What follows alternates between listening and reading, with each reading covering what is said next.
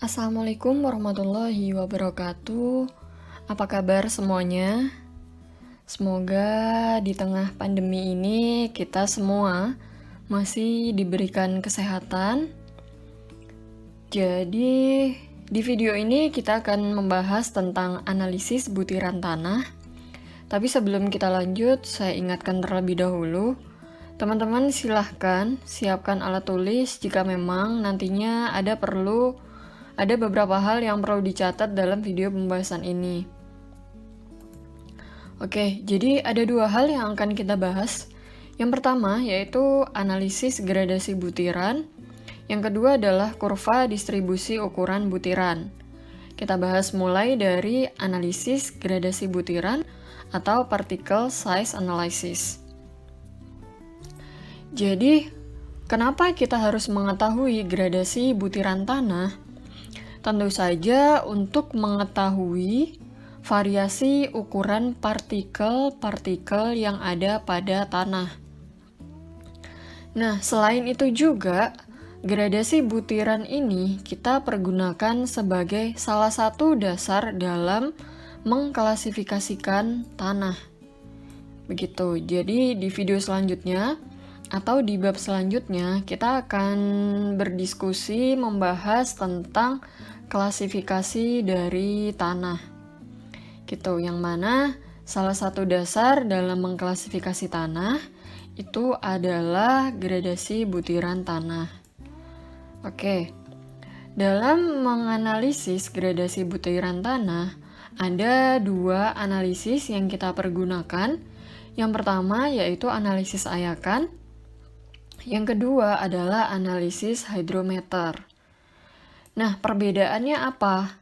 Jadi, analisis ayakan ini untuk partikel berdiameter yang lebih besar dari 0,075. Sedangkan untuk analisis hydrometer, ini untuk partikel yang lebih kecil dari 0,075 mm.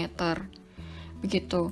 Jadi, dari analisis ayakan, kita akan mengetahui berapa persentase dari kerikil, berapa persentase dari pasir, dan berapa persentase tanah berbutir halus.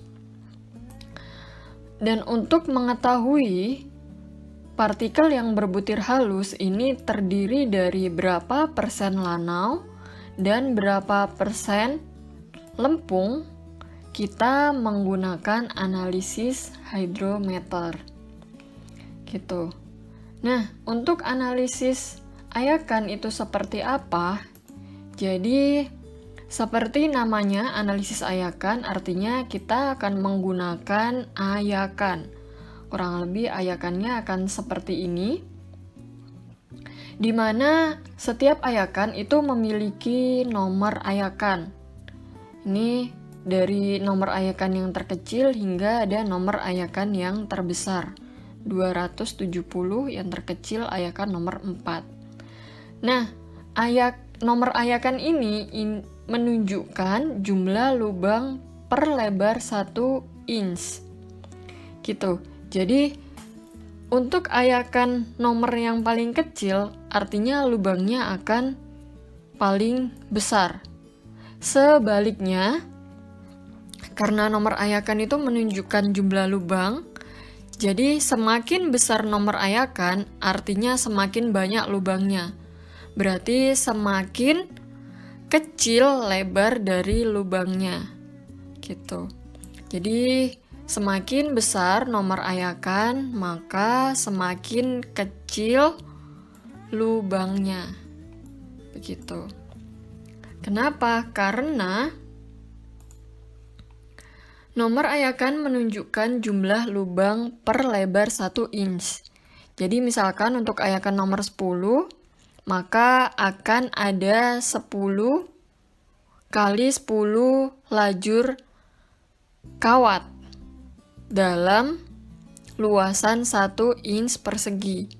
Sehingga jumlah lubangnya akan semakin banyak, yang artinya lebar lubangnya akan semakin kecil.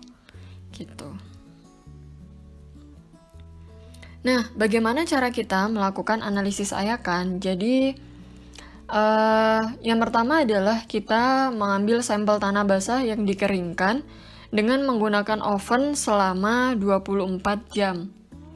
Gitu. Kemudian sampel tanah yang sudah kering biasanya berbentuk seperti gumpalan.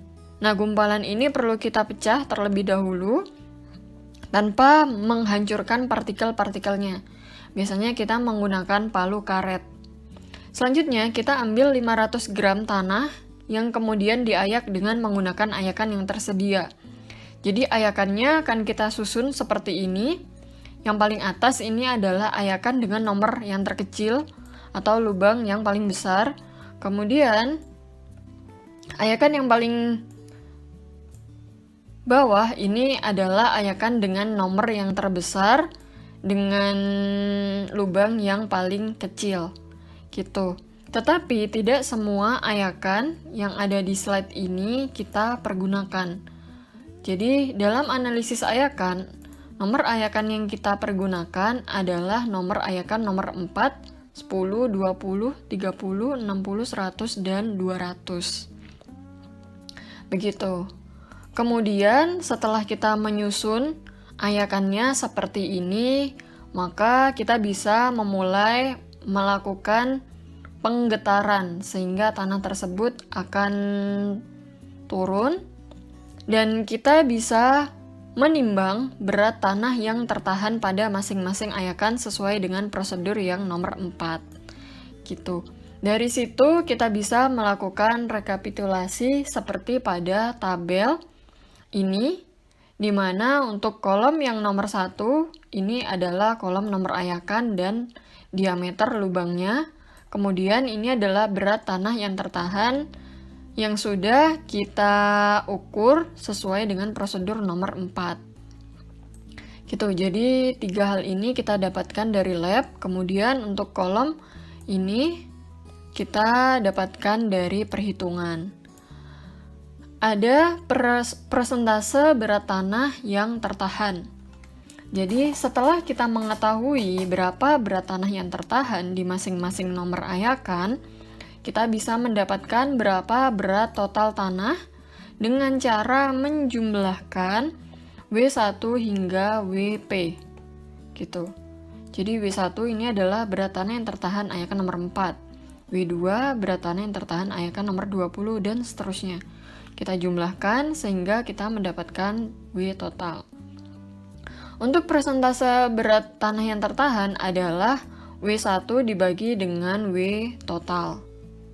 Sehingga persentasenya adalah A1. Begitu seterusnya. Dan untuk kumulatifnya ini adalah dijumlahkan. Jadi untuk ayakan nomor 4, persentase kumulatif yang tertahan adalah B1 yang mana nilainya sama dengan A1. Kemudian untuk persentase kumulatif tanah yang tertahan di nomor 10 berarti penjumlahan antara A1 dan A2. Di nomor 20 berarti dari A1, A2 hingga A3. Kalian bisa lihat seperti pada tabel ini. Gitu. Nah, sekarang ini tadi tertahan, ini tertahan. Di kolom yang terakhir ini adalah persentase butiran yang lolos. Jadi yang lolos itu berarti kebalikannya dari yang tertahan, maka kita bisa menghitung berapa yang lolos dengan cara 100% dikurangi dengan kumulatif yang tertahan. Gitu. Jadi 100% dikurangi dengan kolom ini. Untuk menghitung persentase butiran yang lolos. Gitu. Nah, hati-hati ketika melakukan analisis ayakan, berat tanah yang hilang kita bisa hitung di sini karena berat sampel tanah totalnya itu adalah 500 gram dikurangi dengan W total ini dibagi dengan 500 gram itu persentasenya harus kurang dari 2%. Gitu. Kenapa ada berat yang hilang? Karena dalam menggetarkan ayakan itu biasanya ada tanah yang keluar atau ada tanah yang masih menyangkut diayakannya gitu ketika kita melakukan proses penimbangan gitu. Oke, seperti itu. Nah, ini adalah contoh perhitungan. Jadi, perhitungan yang ada di tabel ini itu sama seperti yang saya jelaskan di slide sebelumnya. Saya berikan sedikit contoh. Jadi, di sini ada persentase berat tanah yang tertahan. 8 ini dari mana? Dari 40,2 berat tanah yang tertahan dibagi dengan W total 497,5 gitu. Dan untuk tanah kumulatif di sini di nomor ayakan 20 berarti ini adalah penjumlahan dari persentase berat tanah yang tertahan di nomor 4, 10, dan 20. Nah, ini berat tanah yang tertahan sama dengan 0, artinya tidak ada tanah yang tertahan sama sekali di ayakan nomor 4. Begitu. Jadi, dalam perhitungan persentase butiran tanah yang lolos, kita tinggal mengurangkan 100 dikurangi dengan yang tertahan. Kumulatifnya ini 0, jadi 100%. Ini menunjukkan 100% atau semua tanah itu lolos ayakan nomor 4 gitu. Kemudian untuk yang ini berarti 100 dikurangi dengan 8,08, begitu seterusnya. Dan kita bisa hitung berapa persen berat tanah yang hilang. 0,5%, artinya ini kurang dari 2%, sehingga oke. Gitu. Nah, kita lanjutkan ke analisis hidrometer. Gitu. Jadi ini adalah gambaran dari alat hidrometer yang nanti akan kita masukkan ke dalam gelas ukur. Gitu. Jadi seperti yang tadi sudah sempat saya jelaskan, bahwasanya hidrometer ini khusus untuk partikel yang lebih kecil dari 0,075 atau yang lolos ayakan nomor 200 gitu. Jadi ayakan nomor 200 itu artinya dia yang tertahan di pen yang lolos ayakan nomor 200. Jadi yang dimaksud di sini lolos ayakan nomor 200 itu artinya yang tertahan di pen. Gini. Ini 8,07. Ini kita bisa menggunakan tanah ini untuk kita analisis menggunakan hidrometer. Gitu. Jadi dia sudah lolos ayakan nomor 200 dan tertahan di pen. Gitu. Jadi faktor-faktor yang mempengaruhi kecepatan pengendapan karena hidrometer ini menggunakan kaidah kecepatan dari pengendapan butiran-butiran tanah tersebut untuk mengetahui berapa ukuran dari butiran tanah tersebut. Begitu. Jadi faktor apa saja yang mempengaruhi kecepatan mengendap itu tentu saja bentuk, ukuran, dan berat dari butiran tanah. Gitu. Oke, untuk prosedurnya, jadi kita ambil 50 gram sampel tanah yang lolos saringan nomor 200. Kemudian kita campurkan tanah tersebut dengan 125 cc larutan kalgon 4% sebagai defloquating agent. Kemudian diamkan campuran tersebut 8-12 jam. Kita diamkan. Setelah itu campur kembali dengan menggunakan mixer. Baru masukkan campuran ke dalam gelas ukur B, kita namakan gelas ukur B, dengan menambahkan air hingga 1000 cc. Kemudian kita kocok gelas ukur tersebut dengan karet agar tercampur rata. Gitu. Itu untuk gelas ukur yang B. Kita punya gelas ukur yang lain namanya gelas ukur A. Ini untuk pengukuran zero correction. Gitu. Jadi kita letakkan gelas ukur A dan B itu pada sebuah bak besar. Jadi bak besar kita letakkan ada gelas ukur A dan ada gelas ukur B. Kita pastikan suhu di dalam bak tersebut, ini baknya berisi air. Gitu, kita pastikan suhu di dalam bak ukur tersebut itu tidak berubah. Kemudian kita masukkan hidrometer perlahan pada gelas ukur B. Gitu, kita masukkan pada gelas ukur B dan kita lakukan pembacaan untuk T sama dengan 0,25, 0,5, 1, dan 2 menit. Gitu, lanjutkan pembacaan seperti waktu ini. Jadi hingga 2880 menit. Dan jangan lupa untuk hidrometer juga kita lakukan step yang sama seperti yang kita lakukan di gelas ukur yang B. Gitu. Jadi kita letakkan di sini hidrometer, kemudian kita lakukan pembacaan.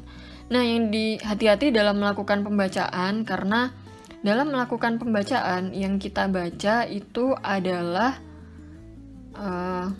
bottom line dari meniskusnya. Jadi cairannya itu akan berbentuk seperti ini. Kita baca bottom line-nya. Begitu. Nah, data seperti apa yang nantinya akan kita dapatkan dari hidrometer analisis ini? Kita akan mendapatkan kolom waktu dan pembacaan hidrometernya. Gitu. Jadi ketika 0,25 menit ini terbaca berapa? 51, begitu seterusnya. Untuk perhitungannya, oke, kita coba satu-satu bahas perhitungannya dari kiri ke kanan. Untuk RCP itu adalah R ditambah dengan FT dikurangi dengan FZ. R ini adalah pembacaan hidrometer kita, kemudian FT ini adalah faktor koreksi temperatur, dan FZ ini adalah pembacaan zero correction-nya. Jadi hati-hati, tadi kita juga melakukan pembacaan untuk gelas ukur A. Pembacaannya seperti apa? Itu masuk di FZ ini. Gitu. Biasanya pembacaan untuk gelas ukur A itu tidak berubah selagi suhunya itu tidak berubah.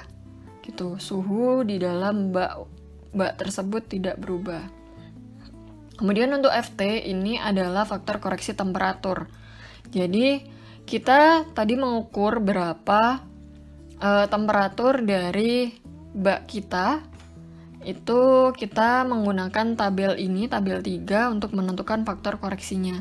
Misalkan di air kita itu suhunya adalah 22, maka nilai dari FT itu adalah 0,4. Gitu. Kemudian kita bisa menghitung RCP. Setelah itu, kita bisa menghitung Wiener persen. Jadi, persentase butiran halusnya dengan cara bagaimana A dikali dengan RCP. Ini kita sudah dapatkan RCP-nya dibagi dengan WS. WS atau pembacaan hidrometernya. A ini adalah pembacaan zero correction tergantung dari nilai spesifik gravity dari tanah kita. Jadi GS-nya berapa, kita baca A-nya. Gitu. Ini WS, ini bukan pembacaan hidrometer ya. Jadi WS ini adalah berat tanahnya. Tadi kita sudah mencampurkan 50 gram. Ini adalah berat tanah sampel kita. Gitu. Jadi di sini kita bisa hitung persen Wiener-nya dalam persentase ya, kolom yang 4 ini. Kemudian kita hitung RCL. RCL ini sama dengan R ditambah dengan FM. Jadi FM ini adalah faktor koreksi meniskusnya. Umumnya dimasukkan sama dengan 1. Gitu. Jadi RCL sama dengan kolom yang nomor 2 ditambah dengan 1. Gitu. Lalu kita hitung panjang efektifnya. Jadi panjang efektif ini ditentukan dari pembacaan hidrometernya. Nih, misalkan pembacaan hidrometernya itu sama dengan 48 gitu. Maka faktor koreksinya adalah ini. Ditentukan berdasarkan tabel yang ada di sini. Oke, setelah itu kita menghitung A. Ini. Bagaimana cara kita menghitungnya? Kita menggunakan temperatur. Jadi temperatur yang ada bak kita itu temperaturnya berapa, kemudian berapa GS dari tanah kita. Gitu, berapa GS-nya. Baru kita pilih, misalkan tanah kita GS-nya adalah 2,65. Kemudian temperaturnya adalah 26. Berarti nilai A-nya itu adalah 0,0127 gitu. Oke. Nah, yang terakhir adalah kita hitung berapa diameter butirannya. Dengan menggunakan persamaan ini, A akar L per T. T-nya hati-hati ini dalam satuan menit. Jadi D sama dengan A, ini yang ada di kolom 7, dikali dengan akar kolom 6 dibagi dengan kolom 1 dalam satuan menit. Jadi kita sudah dapatkan berapa diameternya dan berapa prosentasenya. Gitu. Oke. Nah, sekarang kita lanjut ke kurva distribusi ukuran tanah. Gitu. Setelah kita melakukan analisis ayakan, kita akan mendapatkan tabel seperti ini. Nah, gimana cara kita membuat kurva distribusinya? Yaitu begini. Ini kita plotkan. Jadi di sumbu Y ini adalah persentase yang lolos saringan. Kemudian di sumbu X ini adalah ukuran butiran dengan menggunakan skala log. Gitu. Kita plotkan persentase butiran yang lolos ini pada sumbu kolom ini pada sumbu Y, kemudian diameter lubang ayakan ini pada sumbu X-nya. Maka kita akan mendapatkan kurva seperti ini. Begitu juga untuk yang analisis hidrometer. Kita plotkan yang sama, jadi berapa butiran halusnya dari kolom 4 untuk sumbu Y-nya, kemudian ukuran butirannya ini kita plotkan di sini dari kolom yang nomor 8 gitu. Oke. Jadi di sini kita sudah mendapatkan kurva distribusi ukuran butiran dari analisis hidrometer dan analisis ayakan secara terpisah. Gitu. Nah, bagaimana jika kita menggabungkan kedua kurva tersebut? Jadi, ada yang harus kita perhatikan di sini untuk prosentase gabungan ya. Jadi, yang hidrometer itu kita harus convert dulu sehingga bisa cocok dengan yang analisis ayakan. Bagaimana caranya? Jadi, untuk kolom yang pertama ini, itu adalah persentase butiran halus dari hidrometer. Sedangkan yang kolom kedua, ini adalah persentase yang lolos saringan nomor 200. Tentu saja angkanya sama semua, dari yang pertama hingga yang terakhir. Nah, untuk menentukan yang gabungan tadi, agar hidrometer bisa match dengan yang ayakan, kita harus mengalihkan. Jadi yang persentase hidrometer ini kita kalikan dengan yang lolos saringan nomor 200. Gitu. Dibagi dengan 100%. Ini adalah persentase hidrometer yang sudah match dengan yang analisis ayakan. Jadi kita akan mendapatkan tabel seperti ini dari perhitungan yang sudah kita lakukan ini. Jadi 1,5 untuk diameter ini. Jadi 90%,3 itu kita dapatkan dari sini.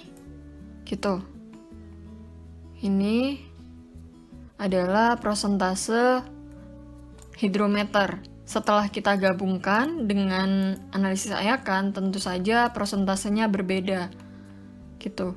Jadi ini mereka sudah menjadi satu kesatuan, sehingga kita bisa menggabungkan kurva dari analisis Ayakan dan analisis hidrometer.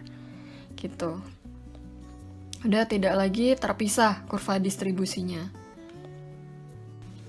Oke, jadi setelah kita mendapatkan kurva distribusi ukuran butiran, kita bisa mengelompokkan kurva distribusi tersebut sesuai dengan bentuk kurvanya itu ke dalam 3 kelompok.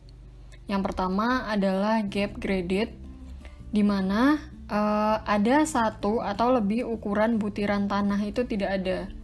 Jadi seperti kalian lihat pada gambar ini adalah ilustrasi kalau tanah itu gap graded, distribusi ukuran butirannya.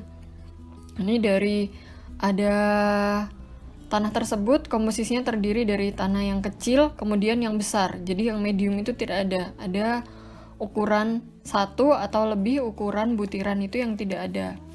Kemudian yang well graded ini adalah tanah berbutir, tanah yang bergradasi baik, artinya hampir semua ukuran butiran tanah itu ada. Gitu, kalian bisa lihat ilustrasinya di gambar ini. Ada yang kecil sekali, kemudian ada yang agak besar, dan seterusnya. Semuanya ada. Hampir semua ukuran butiran ada. Kemudian yang ketiga adalah uniform atau poorly graded. Jadi uniform ini berarti seragam ukurannya. Jadi tanah yang ukuran butirannya hampir sama. Bisa kita lihat pada yang gambar ini. Gitu, hampir sama di sini. Nah, untuk kurvanya sendiri seperti apa? Jadi kalau ini adalah persentase yang lolos, bentuk kurvanya dia akan seperti ini kalau yang bergradasi baik. Untuk tanah yang gap, jadi akan ada seperti ini. Akan ada yang bentuknya agak datar, kemudian dia baru turun lagi. Gitu. Jadi untuk yang ini itu mengindikasikan bahwasanya ada butiran tanah itu yang tidak ada. Gitu. Nah, untuk yang poorly graded itu jadi dia akan sangat terjal, turun seperti ini. Begitu. Selain itu juga kita bisa menentukan parameter-parameter dari kurva distribusi ukuran tadi yang nantinya parameter ini akan kita pergunakan untuk klasifikasi tanah yang kita bahas di next video. Itu ada koefisien keseragaman atau uniformity coefficient CU, dan ada koefisien gradasi atau CC. Untuk bagaimana cara kita menghitung D10, kemudian CU dan CC, kita bahas di slide setelah ini, sekaligus langsung menggunakan contoh soal. Gitu. Jadi untuk kerikil yang bergradasi baik, itu dia nilai CU dan CC-nya seperti pada slide ini. Kemudian untuk pasir, nilai CU-nya itu lebih dari 6, dia dikatakan bergradasi baik, dan nilai CC-nya antara 1 dan 3. Ini untuk contoh soalnya. Ini yang tadi saya jelaskan di awal, D10 itu artinya adalah yang lolos saringan, persentase yang lolos saringan 10% di sini. Kita tarik garis horizontal memotong kurva distribusi. Nah, kita lihat di sini. Ukurannya ini berapa? Sama dengan 0,1. Itulah D10-nya. Kemudian kalau D30, jadi kita lihat yang 30% lolos. Oke, kita tarik garis horizontal, kemudian kita lihat diameternya ini berapa. Gitu. Dan hati-hati dalam melihat diameter ini karena Skala yang kita gunakan di subbuk X ini adalah skala log. Gitu. Ini kita dapatkan diameter yang di sini adalah 0,18. Selanjutnya untuk yang 60 berarti kita lihat yang lolos saringannya 60%. Gitu, 60% kita lihat berapa diameternya. Dan diameternya adalah 0,41 mm. Setelah itu kita hitung nilai CU dan nilai CC-nya. Gitu. Di sini nilai CU-nya kurang dari 6 berarti dia, karena tanahnya ini adalah tanah pasir, maka tanah tersebut memiliki gradasi yang buruk. Karena yang bergradasi baik itu CU-nya pasti lebih dari 6 dan CC-nya antara 1 sampai 3. Ini tidak di antara 1 dan 3 karena dia lebih kecil dari 1, maka pasir tersebut bergradasi buruk. Begitu. Ini ada beberapa contoh soal untuk latihan. Jadi di sini adalah nomor ayakannya, kemudian ini adalah yang tertahan, berat tanah yang tertahan, dan diminta untuk plot kurva distribusinya. Kemudian kalian tentukan D10, D30, D60 yang untuk kalian gunakan menghitung nilai CU dan CC-nya. Kemudian juga untuk contoh soal yang nomor 2. Jadi di contoh soal nomor 2 ini ada dua tanah, dua pasir, ada pasir A, ada pasir B. Kemudian setelah dilakukan analisis ayakan, ini adalah berat tanah untuk A yang tertahan. Ini untuk yang tanah B. Nah, selanjutnya, bagaimana jika tanah A dan tanah B itu dicampur dengan komposisi 6 kg A dan 4 kg B? Kalian diminta untuk menentukan campuran tersebut. Yang ditentukan adalah berapa CU-nya dan berapa CC-nya. Selanjutnya, ini ada 3 mahasiswa dari Geotechnical Engineers Class. Kemudian mereka diminta untuk mengambil sampel tanah dari Palm Beach di Florida.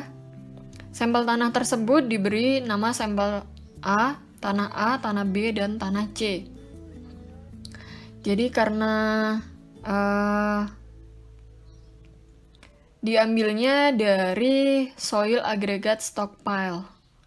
Gitu. Setelah dilakukan analisis ayakan, didapatkanlah kurva distribusi butirannya.